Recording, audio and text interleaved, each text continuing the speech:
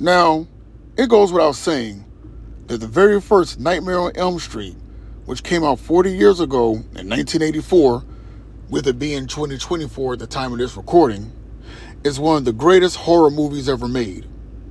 And secondly, the character of Freddy Krueger is what put Robert Englund on the map as a horror movie icon himself. But just like with all things, whether it be a television series, films, whatever, the longer a franchise keeps going, the more it just keeps getting sillier and sillier, to the point where you say, yeah, this could have been a one and done deal, but hey, we're making money off of this, so let's just keep on milking this cow.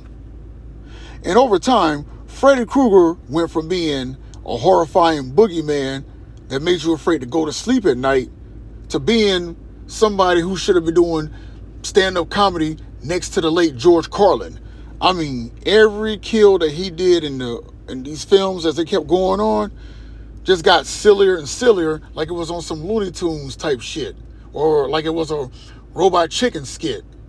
But what really did it for me with Freddy Krueger was in one of these movies. As a matter of fact, not just one thing, but these two things that really did it for me with this character was, whether it was the Dream Child or the Dream Warriors, one of them, is when these kids started doing karate on Freddy Krueger. And I'm going, really?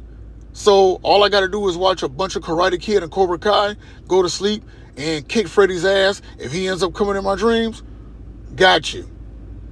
And the second thing that really made me not take Freddy Krueger seriously was also in one of these same said films, when he got knocked on his ass, he did a kip up off the ground like he was in a damn kung fu movie. And I'm going, all right, this dude ain't scary at all. If you're supposed to be a monster, horrifying and terrifying, you're not supposed to be doing any ninja shit to kill somebody. At this moment, dude, you're not scary anymore. You're just a shell of your former self at this point.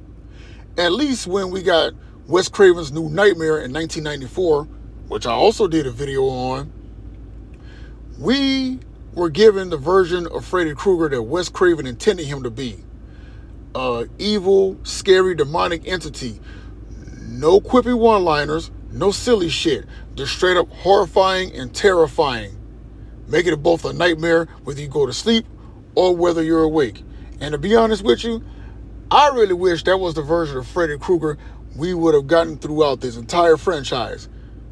But now, we had to get the Def Comedy Jam version of Freddy Krueger telling everybody jokes. And in watching these films, I couldn't even be scared anymore. All I could do was just sit back and laugh and say, you know what? This shit was never as scary as I thought it was. Just my thoughts, just my opinion, and as always, just saying.